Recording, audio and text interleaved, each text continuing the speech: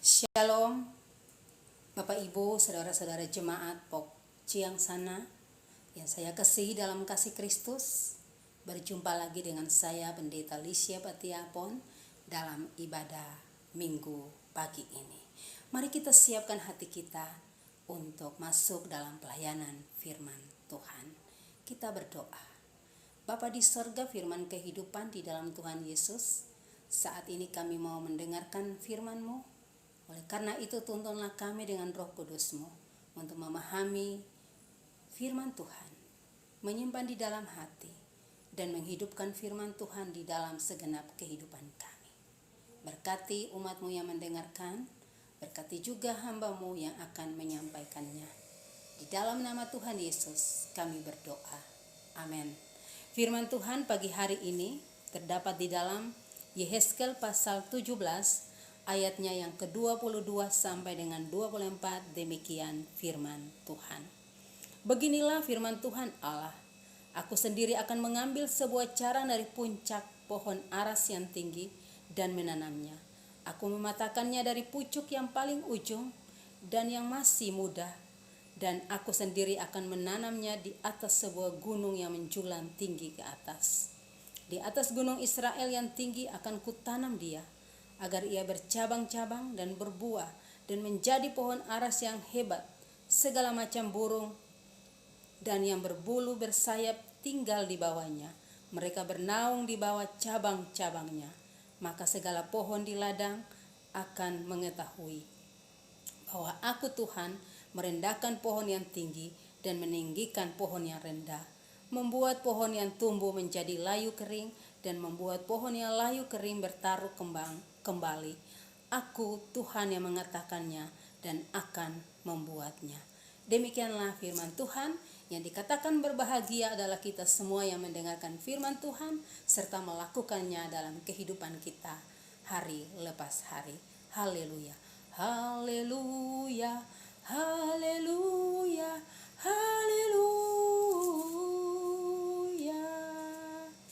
Shalom Bapak Ibu, saudara-saudara yang dikasihi dalam Tuhan Yesus Kristus. Tema kita pada saat ini adalah membangun gereja adalah karya Allah.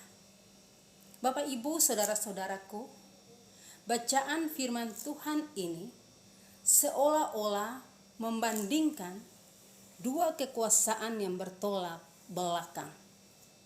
Yang pertama, kekuasaan Raja Babel yang telah membuat bangsa Israel takluk kepadanya. Dan yang kedua adalah kekuasaan Allah yang olehnya bangsa Israel diselamatkan. Dalam pasal 17 ini secara keseluruhan diumpamakan bahwa kedua-duanya melakukan tindakan yang kurang lebih sama, yaitu mengambil pucuk pohon aras dan menanamnya dengan harapan pucuk itu dapat tumbuh, dapat bercabang, dan dapat berbuah. Tindakan Raja Babel sehubungan dengan pucuk yang diambil dan ditanam ini diberitakan di dalam pasal 17 ayatnya yang ketiga sampai dengan ayatnya yang kelima. Sedangkan tindakan yang sama yang dilakukan oleh Tuhan diungkapkan pada pasal 17 ayatnya yang ke-22 sampai dengan 24 yang kita renungkan saat ini.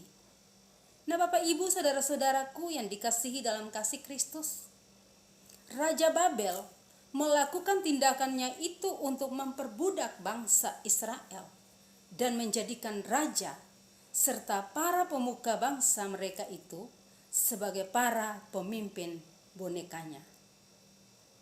Dan tindakan ini akhirnya mendatangkan kehancuran bagi kehidupan mereka.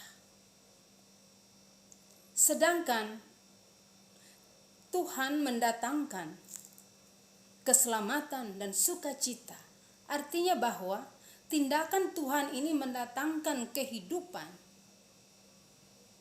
Dan tindakan Tuhan ini membungkamkan, mendiamkan mereka yang selama ini menganggap diri lebih tinggi.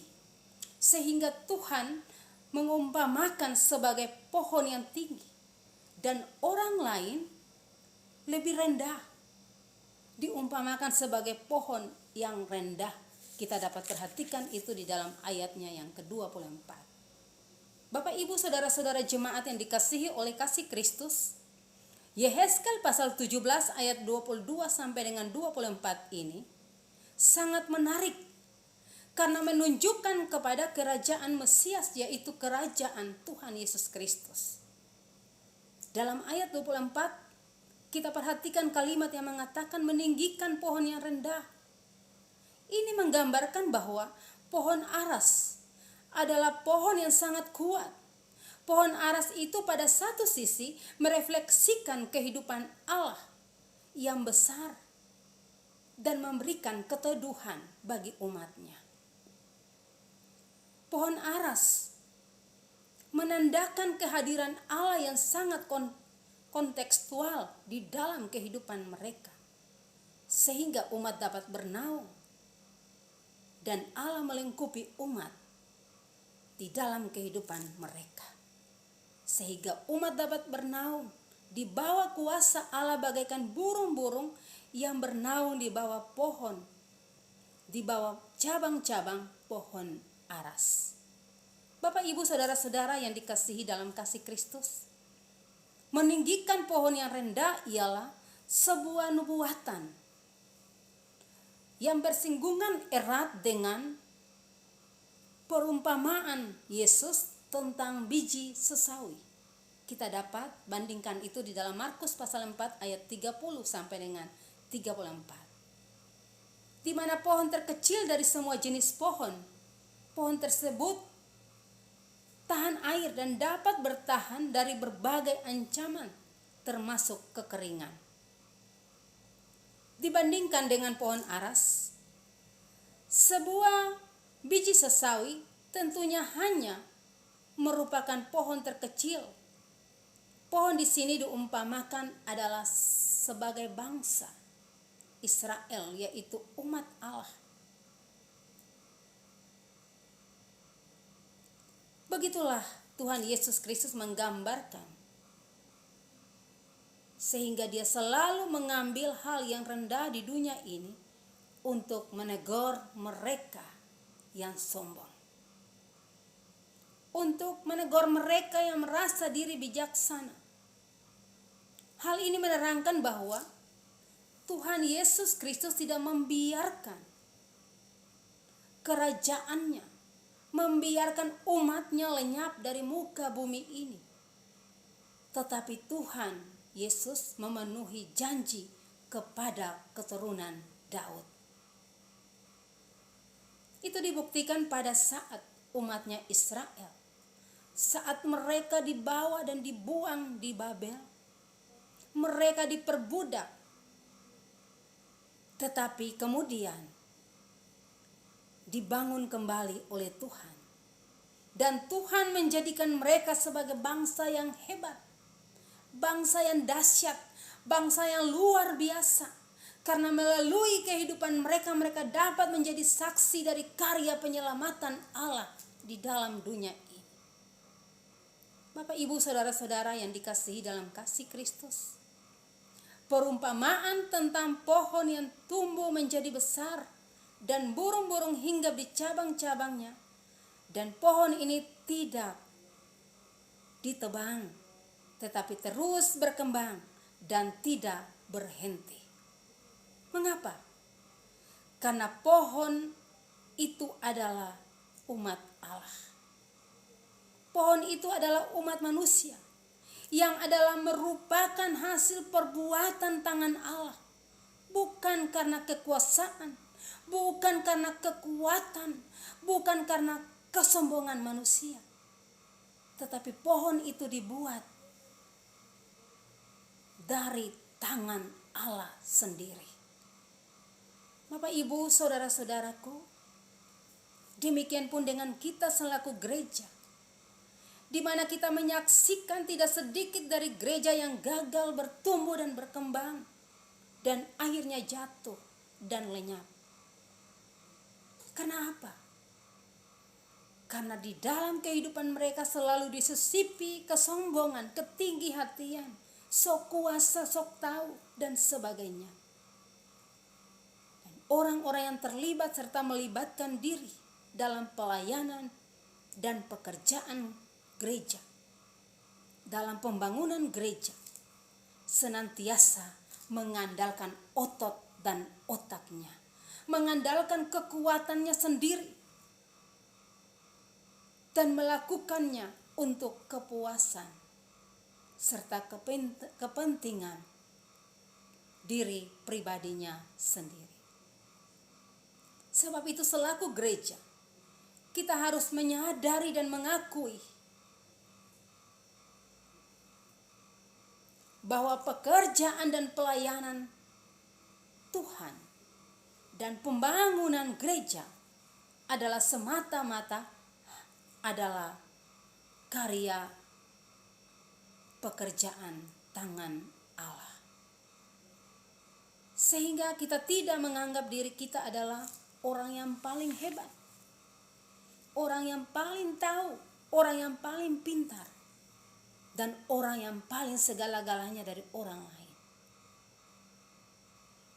Ingat, apa yang kita lakukan itu semua hanya karena kehendak dan kasih Tuhan kita Yesus Kristus kepada kita. Oleh sebab itu, melalui kehidupan kita, Tuhan mau agar keselamatan itu diberitakan bagi orang lain. Melalui keselamatan, melalui kehidupan kita, orang lain dapat diselamatkan. Bapak, Ibu, saudara-saudara yang dikasihi dalam kasih Kristus, tugas kita adalah mengabarkan kabar baik bagi dunia ini, mengabarkan firman Tuhan, mengabarkan firman kebenaran. Dan dalam kesemuanya itu, ingatlah bahwa Tuhan turut campur tangan. Artinya apa yang kita lakukan adalah perbuatan tangan Tuhan. Kita hanya sebagai alat yang Tuhan pakai untuk memberkati dunia ini, untuk menyelamatkan dunia ini. Tuhan pakai kita untuk menjadi keberkatan. Tuhan campur tangan bagi kita di dalam pertumbuhan dan perkembangan gereja dari masa ke masa. Untuk itu marilah kita selalu ingat bahwa kita sebagai gereja, kita harus terus bertumbuh. Dan kita sadar bahwa kita dipanggil untuk mengembangkan serta memelihara kehidupan demi kesejahteraan semua orang. Oleh karena itu, marilah kita menabur benih yang baik untuk kemuliaan nama Tuhan kita, Yesus Kristus. Soli Deo Gloria. Amin. Kita berdoa. Bapa di sorga, kami mengucap syukur untuk kebenaran firman-Mu yang boleh kami dengar di pagi hari ini. Biarlah firman-Mu tetap tersimpan dalam hati kami, menjadi bagian dalam hidup kami, dan kami dapat menghidupkan firman-Mu dalam seluruh kehidupan kami. Saat ini Tuhan, hamba berdoa untuk seluruh jemaat POK TNI AL Ciangsana. Tuhan mengenal kami semua satu persatu dari keluarga yang pertama hingga yang terakhir. Dalam kehidupan tugas dan tanggung jawab kami sebagai kepala keluarga, sebagai suami, istri, anak-anak. Diberkatilah kami semua dalam segala pekerjaan tangan kami, usaha-usaha kami Tuhan buat berhasil, boleh memenuhi segala kebutuhan dalam rumah tangga keluarga kami, dan kami pun menjadi berkat bagi sesama. Tuhan tolong kami, beri kami hikmat, damai sejahtera, sukacita, kesehatan, kekuatan. Dan Tuhan jauhkan daripada kami segala sakit, penyakit, mara bahaya, kecelakaan, virus yang membahayakan dan mematikan yang saat ini Tuhan masih belum berlalu dari muka bumi ini. Jaga, lindungi, pelihara kami dimanapun kami pergi dan kami berada Tuhan. Kami tetap dipelihara, dijaga oleh Tuhan. Terima kasih Tuhan Yesus. Hamba mau berdoa bagi jemaat yang saat ini berada di dalam kondisi fisik yang lemah karena sakit, bahkan mereka yang berada di dalam pemulihan dari sakit. Teristimewa untuk anak Naldi dan Jacob Napitu yang saat ini Tuhan di dalam pemulihan. Tuhan jamah anak-anak ini dan sembuhkan secara total. Hamba berdoa buat Ibu Lisna Pakpahan, Tuhan pun jamah dan sembuhkan. Dan jemaat Tuhan yang juga tidak hamba sebut, tetapi dalam kelemahan tubuh karena sakit, Tuhan jamah dan Tuhan sembuhkan. Berkati makanan, minuman, obat-obatan, teguhkan iman percaya mereka untuk tetap berharap kepadamu. Jemaat yang berada di dalam pergumulan, Tuhan buka jalan dari setiap persoalan hidup mereka.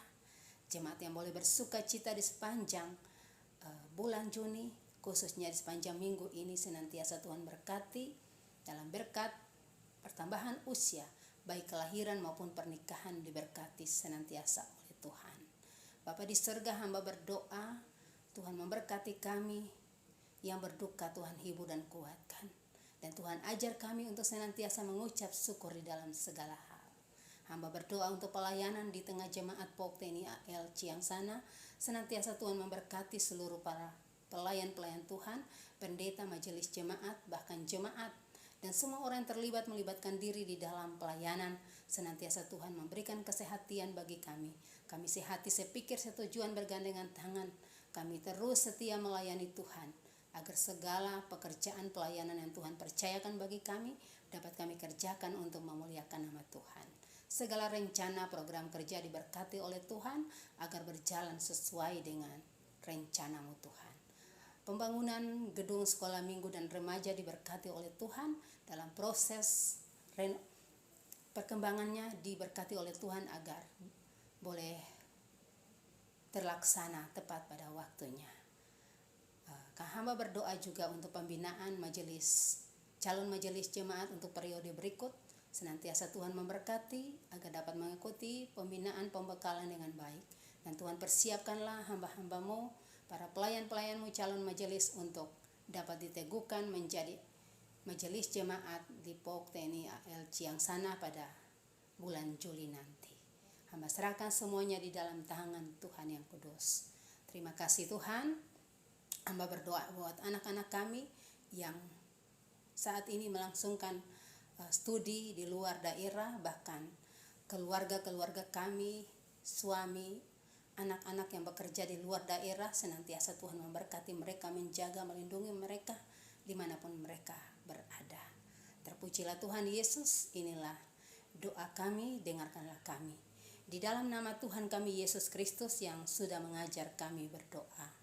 Bapa kami bersama. Bapa kami yang ada di sorga, dikuduskanlah nama-Mu, datanglah kerajaan-Mu, jadilah kehendak-Mu di bumi seperti di sorga. Berikanlah kami pada hari ini makanan kami yang cukupnya, dan ampunilah kami akan kesalahan kami seperti kami juga mengampuni orang yang bersalah kepada kami. Dan janganlah membawa kami ke dalam pencobaan, tetapi lepaskanlah kami daripada yang jahat. Karena Engkau yang punya kerajaan dan kuasa dan kemuliaan sampai selama-lamanya. Amin. Bapak, Ibu, saudara-saudara yang dikasihi oleh Tuhan Yesus Kristus, angkatlah hatimu dan arahkanlah kepada Tuhan, serta terimalah berkat Tuhan. Kasih karunia Tuhan Yesus Kristus, kasih Allah Bapa dengan persekutuan Roh Kudus, senantiasa memberkati dan menyertai kita sekalian, saat ini terus kekal selama-lamanya. Amin.